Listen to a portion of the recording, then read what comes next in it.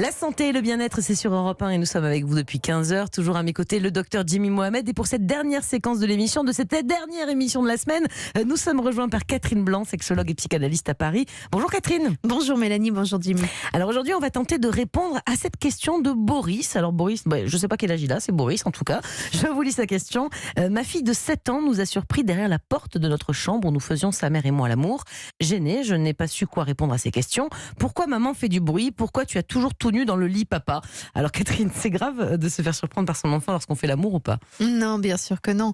Je pense que ça vient heurter les pudeurs des uns et des autres, ça c'est sûr. Et puis ça oblige à devoir trouver les mots, et quand on s'y attendait pas en fait. Donc on n'a évidemment pas un discours déjà bien rodé. Et s'il aurait dû lui répondre là, pourquoi maman fait du bruit? Le papa il répond quoi? Ou maman répond quoi? Moi j'ai pour principe qu'on dit les choses très simplement. Simplement on ne le dit pas avec papa et maman se faisaient l'amour et maman a eu un orgasme ou une jouissance ou que sais-je. Donc on dit quoi? Mais on dit papa et maman se faisaient un câlin, parce que les papas et les mamans ça se fait des câlins.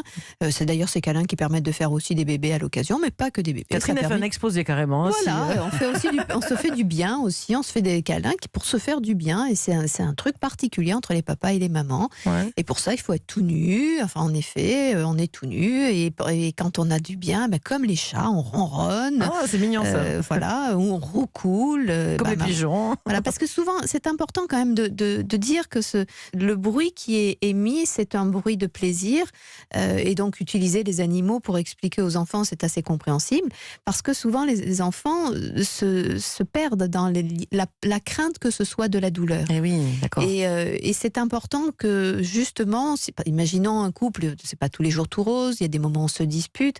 Si tout d'un coup maman geint, on ne sait pas si elle pleurniche, si elle a mal, papa lui a fait mal, si papa lui fait mal, etc. Donc je crois que c'est important de dire que quand on se fait des câlins, il y a du plaisir et ça fait des bruits comme qui échappent au corps, comme les animaux, etc. Ce qui permet à l'enfant de ne pas être angoissé, et à la petite fille comme au petit garçon de ne pas avoir peur plus tard de leur sexualité qui pourrait être douloureuse s'ils en restaient à cette lecture-là. Bien sûr, Jimmy. Et du coup, quand on est pris en flagrant délit comme ça, est-ce qu'il faut en parler tout de suite, désamorcer la situation, ou laisser quelques jours avant de débriefer calmement? Alors, chaque parent son truc, parce que les parents en général sont pivoines. L'enfant se dit mais qu'est-ce que je fais là? Qu'est-ce que j'ai vu? Est-ce que je suis pas coupable d'avoir vu un truc? Ou c'est quelle horreur? Donc il faut que les parents soient en capacité d'eux. Donc si c'est pas sur le moment, si l'enfant pose des questions tout de suite, on peut lui répondre tout de suite. Et puis si l'enfant court et part ailleurs, on peut retarder ça à plus tard, quoi. C'est ça. C'est ça, mais on laisse pas. S'il est parti en courant, quand même, il faut peut-être essayer de se dire qu'on se rhabille vite. Oui, on se rhabille avant d'aller courir après. Voilà, non mais en tout cas on peut y aller en riant, en disant oh là là là là, qu'est-ce que t'as vu papa et maman faisant des câlins.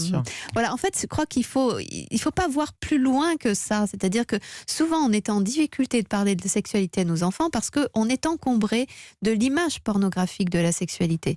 Donc sortons de cette idée-là et disons tout simplement qu'un papa et une maman, ce qui n'est pas vrai entre un petit garçon et une petite fille, ce qui n'est pas vrai, voilà, c'est vrai entre un papa et une maman, c'est vrai entre deux adultes, eh bien ils se font des câlins, ils adorent ça, et ça permet de faire des bébés, mais ça permet des tas d'autres choses, de créer des jolies relations, et que ça ne regarde pas l'enfant outre mesure, mais puisque tu l'as vu, sache que voilà, c'était. Parce que normalement on est d'accord, de toute façon l'enfant n'est pas censé voir ça, hein. L'idée c'est qu'on soit quand même discret, mais donc il ne faut pas quand même le gronder, c'est-à-dire que imaginons il a ouvert une porte qu'il n'a pas le droit d'ouvrir, enfin je sais pas, il peut y avoir des codes dans la famille, je sais pas. Bien sûr, après s'il l'ouvre, c'est pas par hasard, et d'ailleurs l'enfant qui surprend derrière la porte, autant vous dire qu'elle était en faction depuis un certain temps, certainement, parce que les enfants ne sont pas idiots, ils remarquent les portes fermées, des portes entrouvertes, et d'ailleurs, pourquoi les parents ont toujours les portes entrouvertes, sauf quand ils font l'amour? Étonnez-vous que les enfants soient derrière du coup.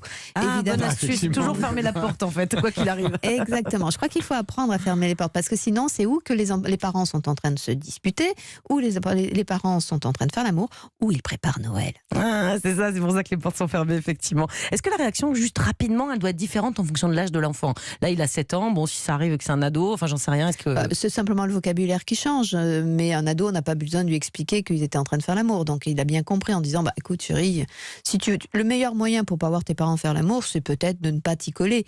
Après, c'est oui, oups, autant pour nous, on aurait pu être plus discret, mais tu comprends, on va quand même pas se museler non plus. Donc l'ado, on lui explique pas les histoires des pigeons, des chats, bon là c'est pas la peine, quoi. Exactement, mais on n'est pas obligé, voilà, on le prend pas pour un imbécile, mais d'ailleurs à l'adolescence en général, général. Ça arrive rarement. Ça arrive rarement parce que les enfants, alors là pour le coup, ils savent très bien. Et puis là, ils se font en sorte de ne vraiment pas se faire gauler eux-mêmes parce que c'est vraiment leur préoccupation et ils ne veulent surtout pas de mélange des genres. Merci beaucoup Catherine pour tous ces conseils précieux comme toujours.